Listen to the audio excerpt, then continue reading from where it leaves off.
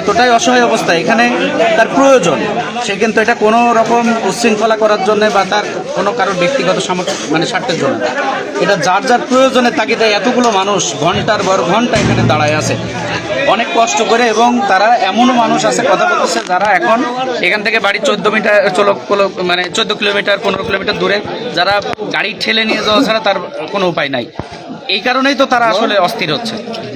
হ্যাঁ, যারা এছাড়াও তো আমরা দেখতে পাচ্ছি এবং জানতে পাচ্ছি যে একই গাড়ি বিভিন্ন বার, মানে একই বা গাড়ি পর্যায়ক্রমে বারবার তেল নিচ্ছে, সেক্ষেত্রে আপনি কি বলতে চাচ্ছেন? এখন আসলে এটা তো স্বাভাবিকভাবে আমরা একটা মানুষকে এটা তো ঠেকানো সম্ভব না, এটা যেমন বাস্তব। তবে আরেকটা জিনিস বলি যে অতীতেও তো যারা প্রয়োজন যেটা ছিল, এখন যে তেল সংকট, তারা যে তাদের গাড়ি বেশি চালাচ্ছে বিষয়টা তো এরকম না।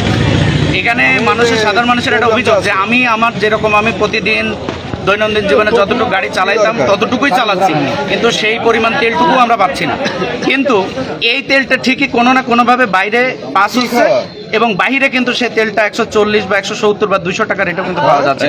এই জন্য হচ্ছে জনমনে একটা ক্ষোভের সৃষ্টি হয়েছে। আপনি যে কথাটা বলছেন এটা আসলে আপনাদের কাছে যদি সঠিক প্রমাণ থাকে তাহলে আপনার প্রশাসনের হস্তক্ষেপ নিচ্ছেন না কেন? অবশ্যই এটা প্রশাসনের হস্তক্ষেপের থেকে বড় কথা, এই দায়িত্বটা তো আসলে প্রশাসনের, সাধারণ জনগণের তো না। এটা প্রশাসনই তো দেখবে নাকি? এটা কি জনগণ দেখবে নাকি?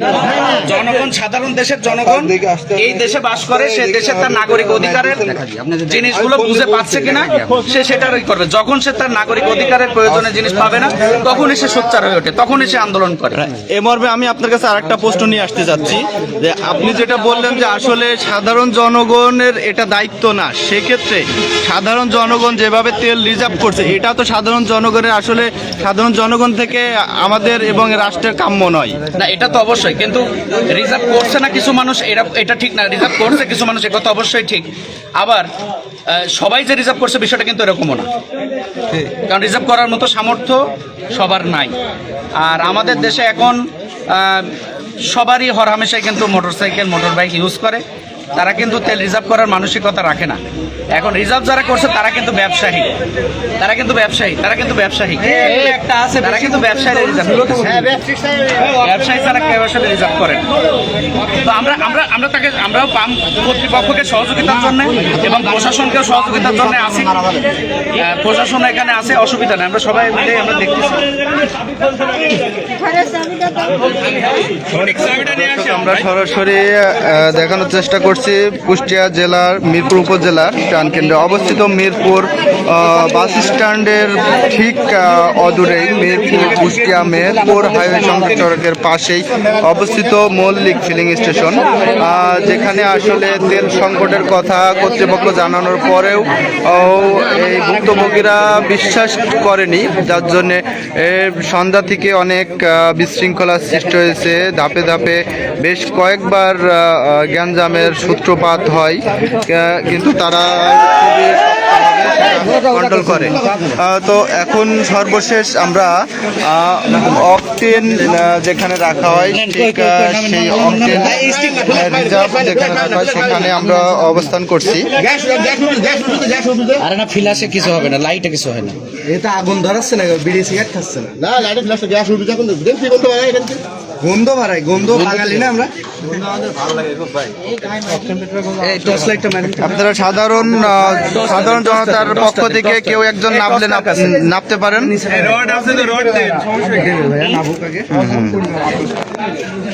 আমরা আবারও এই অকটেন যেই রিজার্ভ রাখা হয় সেখানে করছি।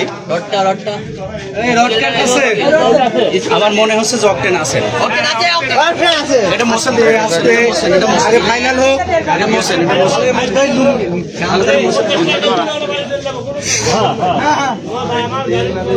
ভাই আমার সিডিআই, ভাই আমার সিডিআই লিটারে 11 কিলো চলে জালাস ভাই। হ্যাঁ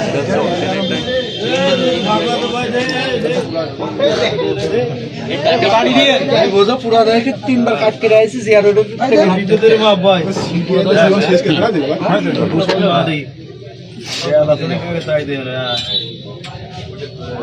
দাঁড়ান দাঁড়ান বহুত তেল বহুত তেল বহুত তেল দেখেন তাহলে কত আপনার লিটার কত এই যে কোন আছে এই যে কোন 56 এটা কি লিটার লিটার আরে গাম কত লিটার কত হিসাব আপনার এটা কত লিটার আচ্ছা এটা হিসাব জানি কি টাকা কত ভাই 56 মানে পর্যাপ্ত তেল আছে এটা বল দিবেন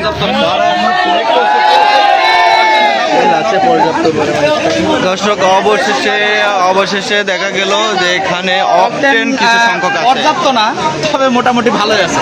কতটুকু থাকতে পারে আপনার জানা মতে? অকটেন আসলে ওনাদের হিসাব তো আমি বলতে পারবো না, তবে ওনারা যেটা দিয়ে মাপকাঠি করেন, যেটা দিয়ে মাপ করেন সেটার 58 পর্যন্ত যে লাইনটা তাদের এইটা আসছে 56 থেকে 58 তাদের যে মাপের ভাইকে আমরা কাঠি দলে না মূল দলে আমরা একটা ভালো পোস্টার চাই, ব্যাংকটা নাকি বলতে হয়েছে। জনগণকে একটু ঠান্ডা করছে যাতে মানুষ সুশৃঙ্খল থাকে, কোনো রকমের যাতে বিশৃঙ্খলা সৃষ্টি না হয় সেই চেষ্টায় সুপার হিসেবে ইনশাল্লাহ আবার চালু করলাম। সবাই জনগণের সহযোগিতায় সবাই আমার কথা মানছে আলহামদুলিল্লাহ। আমি সবাইকে ব্যক্তিগতভাবে ধন্যবাদও জানাই। সবাই ধীরে সুস্থ করে দিই আপাতত 100 টাকার করে আপনার আন্তরিকতা দেখলাম, কিন্তু আপনার পরিচয়টা দেন না। আচ্ছা আমার নাম হুমায়ুন কবির খান। এলাকায় আমাকে আগা খান বলেছে, আমি বাংলাদেশ জাতীয়তাবাদী তাঁতি দল মিরপুর উপজেলা শাখার সভাপতি। এটুকুই ভাই। আচ্ছা, থ্যাংক ইউ ভাই। আসলে আমিও দেখলাম, আমি পুরাতন থেকে আসছি, আমি মিরপুর একটা কাজে আসছি, তো এসে দেখি যে এখানে মানে উত্তেজিত পরিবেশ, এমন অবস্থাতে ভাই প্রশাসন প্রচুর প্রশাসন আসছে এবং সবচেয়ে বড় সবাই 100 টাকা করে তেল পায়। যে ইনশাল্লাহ সবাই বাড়ি ফিরে যেতে পারবে। অবশেষে সবাই 100 টাকার করে তেল পাচ্ছে এবং মেশিনের উভয় পার্শ্ব থেকেই তেল দেওয়া হচ্ছে। এখন 100 টাকার বেশি তেল দিলে হয়তো সবাইকে দেওয়া যাবে না, তবে যতটুকু সম্ভব 100 টাকার করে দিয়ে যতদূর সম্ভব পেট্রোল পাম্প কর্তৃপক্ষ দিয়ে দিচ্ছে।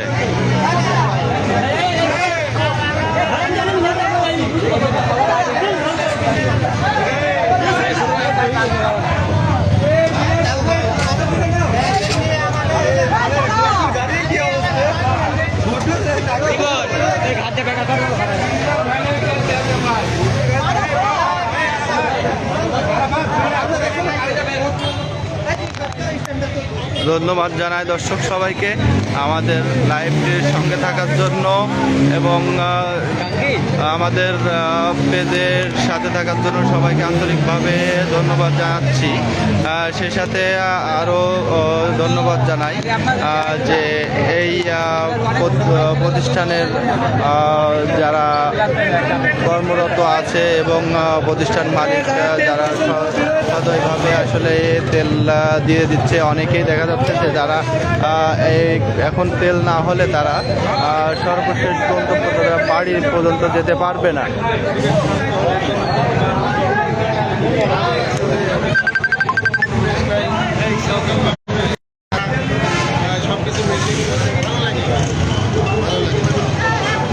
ঠিক আছে, আমার এই মিরপুরে আজকে অনেকদিন পরে ঢুকে অনেকের নাম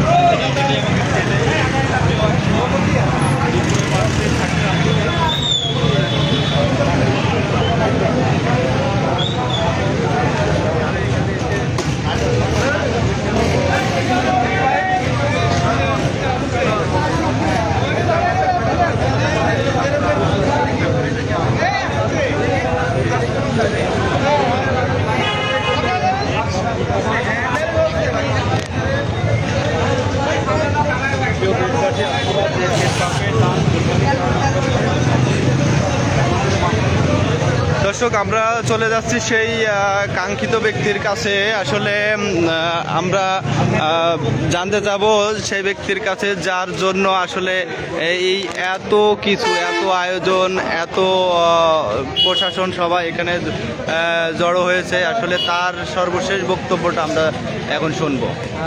সর্বশেষ বক্তব্য আমার এটাই যে তেল থাকতেও মিথ্যা কথা বলছে, সেটা বাদ যাক।